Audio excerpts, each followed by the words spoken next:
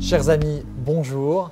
Nous sommes en 2020 et il y a 200 ans, Verney-Caron voyait le jour ici à Saint-Étienne et on souhaitait en profiter avec son directeur Guillaume Verney-Caron pour découvrir l'usine et comprendre et voir un petit peu comment sont fabriquées ici les armes Verney-Caron, made in France bien sûr. Tout à fait. Eh bien écoute, merci de ta visite Benoît. Et effectivement, on va aller se plonger dans l'univers de la fabrication des armes Verney-Caron. Allez, c'est parti. C'est par ici. C'est parti. Donc ici, on est sur un site, ça fait depuis combien de temps que… Alors on est sur ce site-là depuis les années 80. En fait, c'est d'abord un site, on avait deux sites à une certaine époque. On avait un site Fort-Foriel, juste en bas de l'ancienne manufacture Manuf France, n'est-ce pas? Et puis on avait commencé à acquérir ce site-là, on avait commencé à implanter la canonnerie. On a tout rapatrié dans les années 80 sur ce site-là.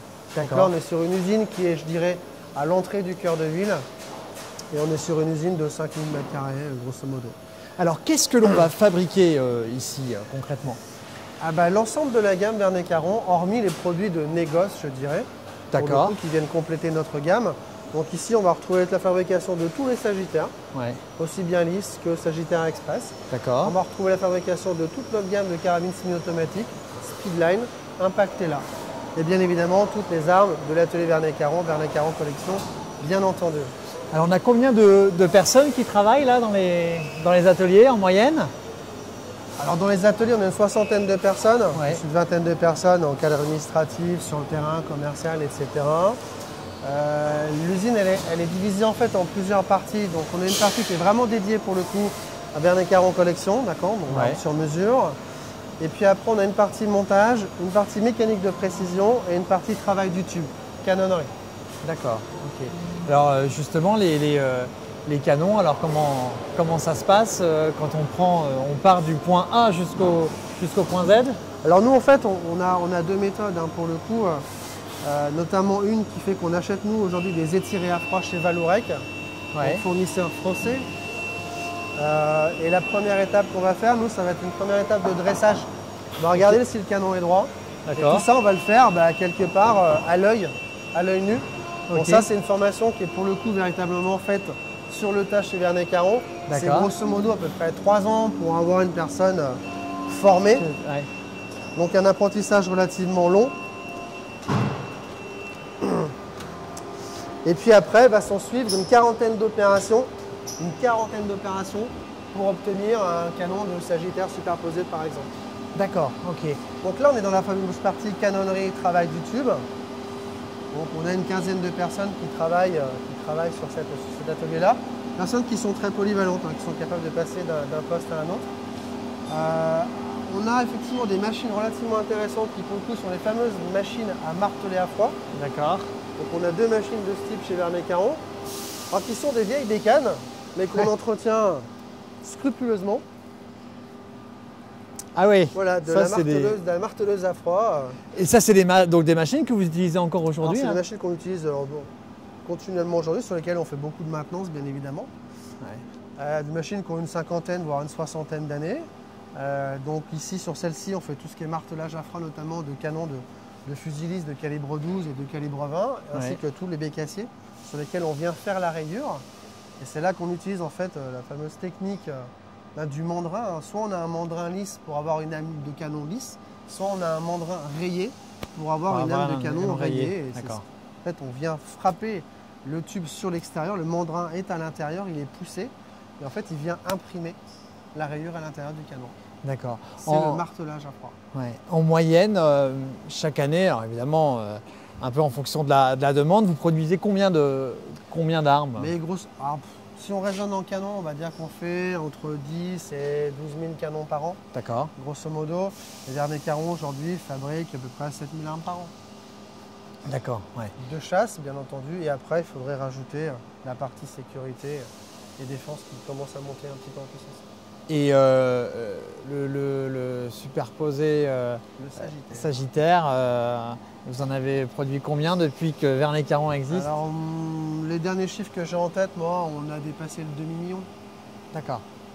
Un fusil qui est né dans les années 60. Il faut se souvenir qu'il y a une certaine époque, les années 60, qui étaient les âges d'or de la chasse. Quelque part, on était encore juste après la Seconde Guerre mondiale, donc les gens avaient besoin de se rééquiper. Et puis la chasse était en plein boom, et puis nos campagnes chassaient beaucoup. On avait 2 millions et demi de chasseurs à l'époque. Nous, on faisait grosso modo des années à 35, 40 000 sagittaires par an. Ce qui explique aujourd'hui, je dirais qu'on a perdu un petit zéro. Ouais. Grosso modo. Ouais. Mais après, parce qu'aujourd'hui, on tire plus de sangliers que de lapins aussi, quoi. C'est ça. Bah, nous, on a vu ce bouleversement de l'arme lisse à l'armurier, et c'est quelque chose qu'on a vu notamment il y a une dizaine d'années. Il y a une dizaine d'années, on a commencé à voir les choses s'inverser, la tendance s'inverser. Et aujourd'hui, on produit 60% d'armurier pour 40% d'arme lisse. D'accord. Okay. Au niveau des crosses, alors ça se fait. Alors, pour le coup, alors toutes nos crosses sont essentiellement des crosses de noyer, n'est-ce pas? Ouais. Et là, elles sont importées directement d'Italie. D'accord. D'accord. Pour la gamme Verney Caron et pour Verney Caron Collection, pour le coup, là, on va acheter des brutes directement à la source en Turquie. Et là, on achète des ébauches qu'on tourne complètement, qu'on fabrique de A à Z chez nous. D'accord. Okay.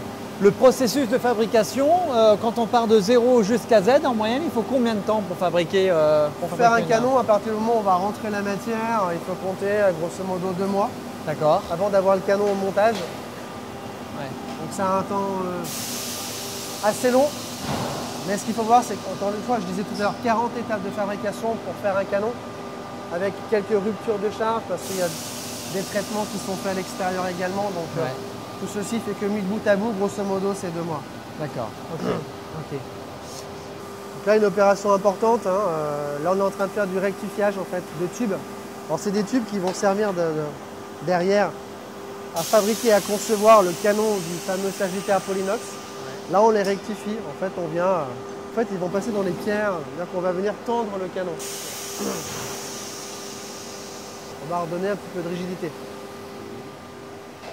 Donc, eh bien, nous, en fait, comme le boulanger cuit son pain, eh bien, nous, on cuit nos canons chez Verney Caron. Donc, tous les canons superposés notamment. À partir du moment où on a 2 canons qu'on doit ramener ensemble et souder notamment, eh bien, nous, on a un four qu'on a mis au point, un four qui est très spécifique, alors qu'on a mis au point il y a de ça une trentaine d'années aujourd'hui. Et en fait, qui se cuit sous atmosphère sans oxygène, d'accord. Ce qui fait qu'on ne rouille pas le canon en même temps qu'on le soude. Et donc pour le coup, il y a toute une phase de préparation justement pour ligaturer les différents tubes avec les cales uniques, la frette, etc. Et tout ça est soudé à l'argent. Alors à quelle température? Alors on monte jusqu'à 680 degrés. Hein. Donc on est sur un cycle de cuisson de l'ordre de 2h30.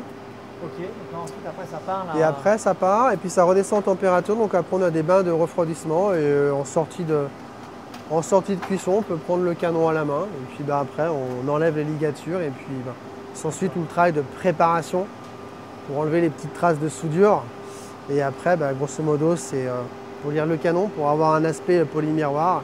Et puis après, s'en suivent les différentes phases de traitement de surface, notamment le bronzage, le chromage, etc. Et là, il y a une personne dédiée à les gens ça, tournent, les gens tournent. D'accord. Les gens tournent. C'est pour ça que je disais, les gens sont très polyvalents chez nous. C'est un peu l'objectif. Disons qu'on s'adapte, ça va être en fonction de la charge de travail dans un atelier. Les gens sont capables de passer d'un atelier à un autre. Donc voilà, donc là on était dans la partie canonnerie et travail du tube, donc qui est une partie super importante de notre métier. Hein. Verney Caron a toujours fabriqué des canons et notamment pour un certain nombre de fournisseurs étrangers et concurrents. On a beaucoup travaillé pour Remington par le passé. D'accord. On a encore bossé un petit peu pour Benelli sur les années récentes et on a encore des marchés aujourd'hui sur le marché américain, notamment à travers notre marque Hastings. Et on travaille pour quelques petits fabricants également. Donc ce travail du tube est quelque chose de très important chez nous. Un vrai savoir-faire qu'on essaye de transmettre de génération en génération. Donc ça c'est le tube, là on va remonter en mécanique pour le coup. On va aller voir notre travail de mécanicien de précision, n'est-ce pas? Alors une question toute bête, parce que là on a quand même un certain nombre de machines qui fonctionnent. Est-ce qu'il y a des machines qui doivent être tous les soirs, là, les machines sont éteintes et redémarrent le lendemain? Il y en a certaines quand même qui doivent rester un peu en bon éveil? Aujourd'hui on travaille en 2-8. Hein. Pour le coup, il y a 2 postes qui travaillent chez Verney Caron. Ok. Donc on travaille plutôt 16 heures par jour. Ça va dépendre de la charge de travail, ça va dépendre de la demande du marché. On s'adapte pour le coup. Hein. D'accord. On travaille comme tous les usines de production avec un pic PDP, n'est-ce pas? Ouais. Donc On a un programme industriel et commercial et qu'on retranscrit en programme de production. Pour le coup. D'accord. Et il y a un passage de témoin qui est fait par des personnes qui travaillent ici depuis très longtemps, avant qu'elles partent. Et elles ont un savoir-faire. Elles ont un vrai savoir-faire, notamment sur la partie travail de tube, dressage de tube, comme je disais tout à l'heure, qui est un aspect très important de notre travail. Et puis après, notamment au niveau du montage. Et puis, quoi qu'il en soit, on fabrique des pièces bien particulières, donc on fait de la mécanique de précision. Donc oui, il y a un savoir-faire en termes de réglage, évidemment aussi, qui est fait. Mais pour le coup, on a ce qu'on appelle une GPEC chez Vernet Caron, qui existe depuis un certain nombre de temps. Et donc, les gens sont accompagnés en termes de formation tout au long de leur carrière pour monter en puissance. Alors là, on a des machines qui ont l'air bien récentes. Là, c'est la toute dernière technologie. Là, on est sur des machines à commande usinage numérique. Donc là, on est sur des fameuses 5 axes. Ouais. Donc, on peut prendre les pièces dans tous les sens. Et là, notamment, ce qui est en train de filmer notre ami, eh bien, on est sur la fabrication du verrou. D'accord. Le verrou de la carabine. Ok. Et le verrou de la carabine, on part d'un rond d'acier. Et on va avoir 3 grosses phases d'usinage pour avoir un verrou terminé. Là, pour le coup, on est sur une pièce qui est très précise et puis une pièce avec des usinages compliqués. D'accord. Donc voilà le fameux verrou de la carabine semi-auto qu'on va retrouver aussi sur l'impact là et sur la spilène. Donc qui est une pièce quand même relativement compliquée qui demande une très grande précision d'exécution. Tout ça est par la machine en fait. D'accord. Deux machines. Travaillent en 2 passes. D'accord. Et on va s'avancer tout doucement. Donc évidemment, chaque opérateur a ses propres mesures et bancs de contrôle pour le coup. Ouais. Donc on fait de l'autocontrôle et puis après on fait du contrôle aussi en métrologie avec un palpeur laser pour reprendre toutes les dimensions qui vont bien sur chaque pièce de mécanique. Qu'est-ce qui est fait là, ici? Là c'est un banc de contrôle, donc on vient mesurer les premières pièces. On mesure aussi parfois les outillages, etc. Quand on a de nouveaux outillages, de nouvelles pièces à mettre. Donc sur un banc d'autocontrôle. Et puis là, on est en train d'usiner, la machine est en train d'être réglée pour procéder à l'usinage de la bascule du Sagittaire. Donc voilà, on part d'une... Voici la matière première de notre bascule de Sagittaire, donc on est sur de l'aluminium. Ouais. Et puis ici, voilà les premières passes terminées. Donc là, on est sur les premières passes de réglage avant d'attaquer la série. D'accord, et ça c'est pareil, donc ça c'est fait de manière entre guillemets automatique par on va la terminer par la machine. D'accord, ok. Ça c'est une phase par exemple qui prend combien de temps? C'est des usinages qui prennent une vingtaine de minutes. En l'espace de 30-40 ans, le processus de fabrication avec des machines comme celui-ci. Alors on a encore quelques reliques historiques dans nos ateliers, donc les fameuses machines traditionnelles, ce qu'on appelle des machines conventionnelles. Et pour le coup, c'est vrai que on a un parc machine pour le coup de machines qui ont 15, 20 ans et les toutes dernières ici qui ont à peine 1 an ou 2 ans. Donc, on cumule plusieurs niveaux de technologie, on va dire. Là, qu'est-ce qu'on a devant nous là, ça, c'est le fameux devant-fer du Sagittaire. Donc, on part de cette pièce. Bon, celle-là, elle est déjà pré-usinée. Elle est coupée en 2. Ouais. Et puis, en fait, derrière, on obtient le fameux devant-fer qui va venir se glisser sous le devant-bois du Sagittaire. D'accord. Pièce en aluminium, encore une fois. Et là, c'est cette machine-là qui va réussir à pouvoir le faire. Alors, on fabrique l'essentiel de nos fabrications sur l'usinage de pièces d'aluminium. Pour le coup, on fait très très peu de bascules en acier puisque notre marché français, étant le premier marché de Vernet Caron, pour le coup, on est sur de l'arme légère, donc on utilise des alliages les plus légers possibles et les plus résistants, bien entendu. Évidemment.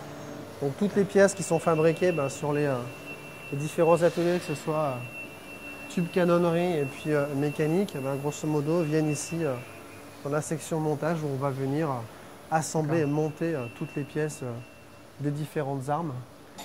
Pour le coup, aussi bien armes lisses qu'armes-rayées. Voilà, donc on les prépare, on les assemble. Bien évidemment, législation oblige, elles partent ensuite toutes au banc d'épreuve de Saint-Étienne qui est à quelques kilomètres d'ici. Ouais. Et puis elles reviennent ici pour être démontées, remontées complètement, vérifiées avant d'être envoyées à nos chers clients. D'accord. Et alors un chasseur qui a un problème sur une arme ou autre, ensuite sinon elles sont renvoyées ici, un service aussi dédié pour... Alors pour le coup, on a un service après-vente chez Vernet Caron de 3 personnes qui peut monter jusqu'à 4-5 en fonction des saisons, encore une fois, hein, du fait de la polyvalence des, des collaborateurs de Verney-Caron. Grosso modo, on répare à peu près 2500-3000 armes par an. D'accord. Ouais.